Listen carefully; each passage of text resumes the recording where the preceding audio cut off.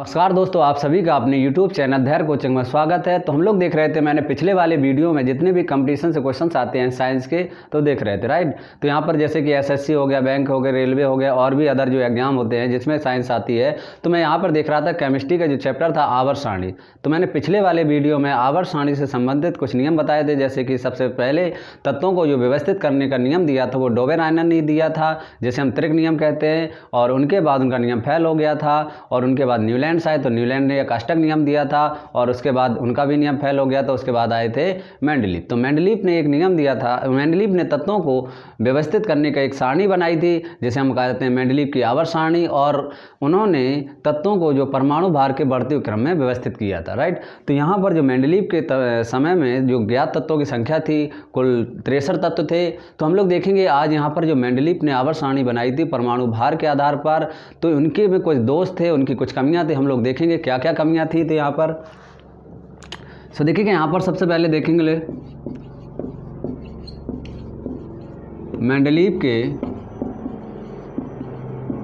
आवर्त सारणी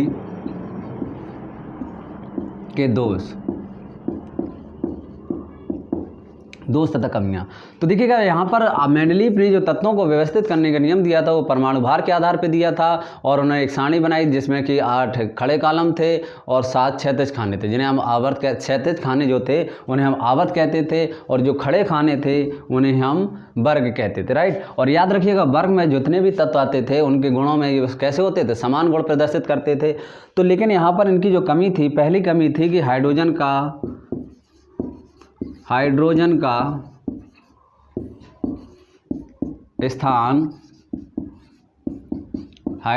स्थान निश्चित ना होना। तो यहाँ पर देखिएगा, हाइड्रोजन जो था, इनके स्थान जो उन्होंने आवर्त सारणी बनाई तो हाइड्रोजन का स्थान निश्चित नहीं था। यहाँ पर हाइड्रोजन को 2 जगह रखा गया था।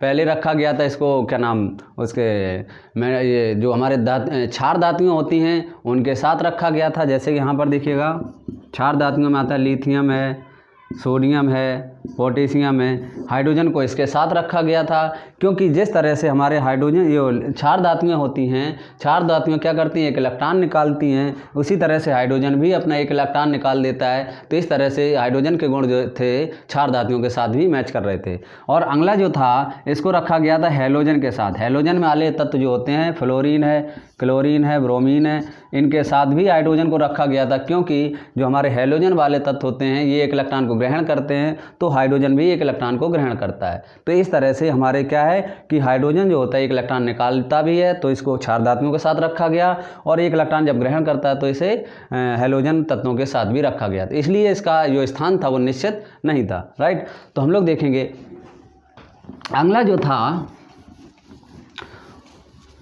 और भी यहाँ पर देखिएगा जो समान गुण प्रदर्शित करते हैं, जैसे कि हमारे जो क्षार धातुएं होती हैं जिस ऑक्सीजन से क्रिया करके ऑक्साइड बनाती हैं, इसी तरह से हमारे जो हाइड्रोजन होता है, हाइड्रोजन भी ऑक्सीजन से क्रिया करके ऑक्साइड बनाते हैं। इसी तरह से यहाँ पर जैसे कि क्षार धातुएं होती हैं क्लोरीन से क्रिया करके, जैसे यहाँ पर सोडियम क्लोरीन से क्रिया करके सोडियम क्लोराइड बनता है, इसी तरह हाइड्रोजन भी क्लोरीन गैस से क्रिया करके हाइड्रोजन क्लोराइड बनाता है। तो कहने का मतलब है कि क्षार धातुएं जिनसे क्रिया करते हैं हाइड्रोजन भी उनसे क्रिया करके समान गुण प्रदर्शित करता है। इसलिए हमारा हाइड्रोजन जो था क्षार धातुओं के साथ भी रखा गया था, राइट। अगला जो है यहाँ पर मेंडलीव की आवर्त सारणी के समय, वहाँ पर देखिएगा समस्थानिकों की खोज नहीं थी। कुछ समय बाद जब मेंडलीव की आवर्त सारणी बनी तो कुछ समय बाद समस्थानिकों की खोज होने के बाद तत्वों को व्यवस्थित करने में कठिनाई प्रॉब्लम हुई। कैसे कि यहाँ पर देखिएगा जो हमारे समस्थानिक होते हैं, मैं बता दूँ यहाँ पर समस्थानिक क्या हैं। समस्थानिक जो होते हैं हमारे समान परमाणु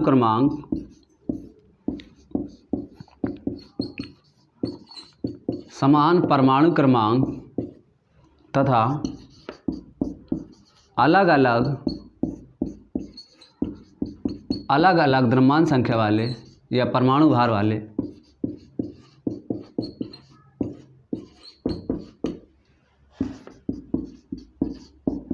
तत्वों को हम क्या कहते हैं, समस्थानिक कहते हैं।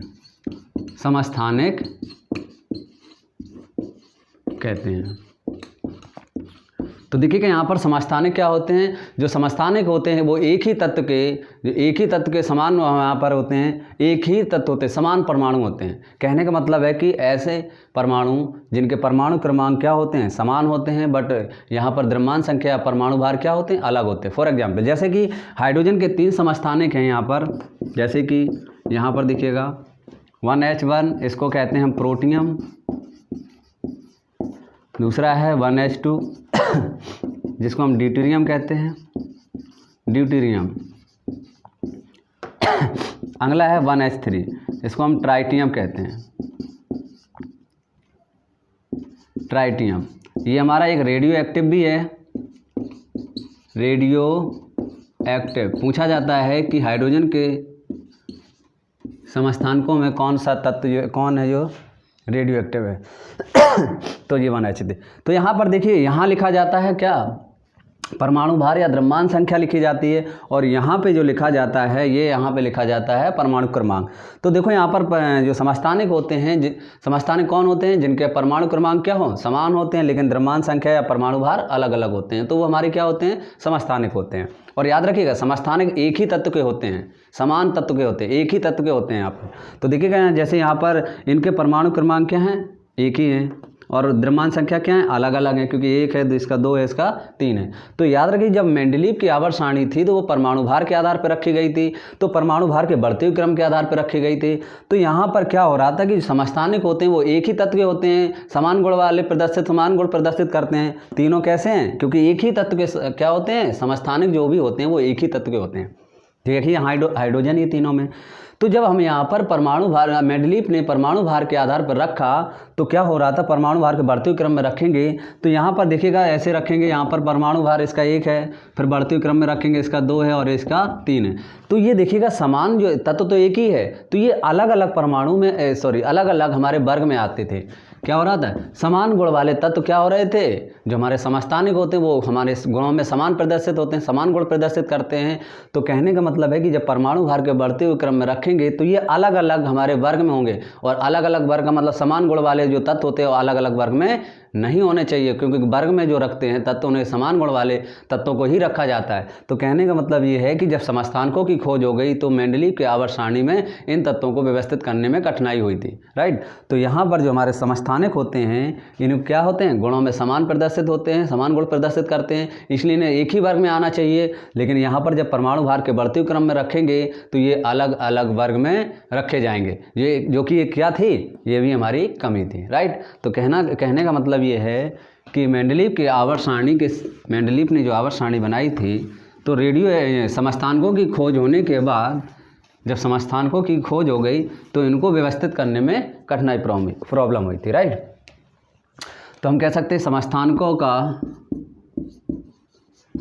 स्थान, समस्थानिकों को तो हम कह सकते हैं समस्थानिकों को मेंडलीव के आवर्त सारणी में रखने में कठिनाई हुई।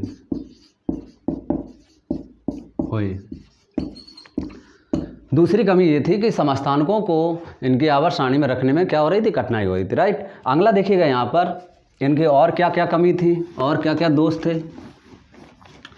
अगला जो दोष था कि यहाँ पर इन्होंने क्या किया कि जब परमाणु भार के बढ़ते हुए क्रम में रखे तो हम लोग जानते हैं कि जिनका परमाणु भार कम होगा उसे पहले रखा जाएगा और जिनका परमाणु भार अधिक होगा उसके बाद में रखा जाए। लेकिन इन्होंने क्या किया, कुछ तत्व ऐसे थे जिनके परमाणु भार अधिक थे, उन्हें हमें क्या कर दिया, उनको पहले रखा, और जिनका परमाणु भार कम था उनको बाद में रखा, जो कि एक कमी थी। तो कह सकते हैं कि अगली जो कमी थी, अधिक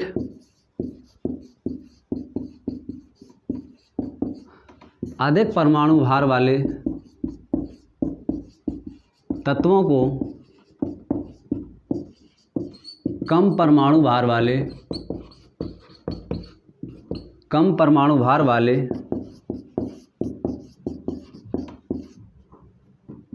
तत्वों से पहले रखा।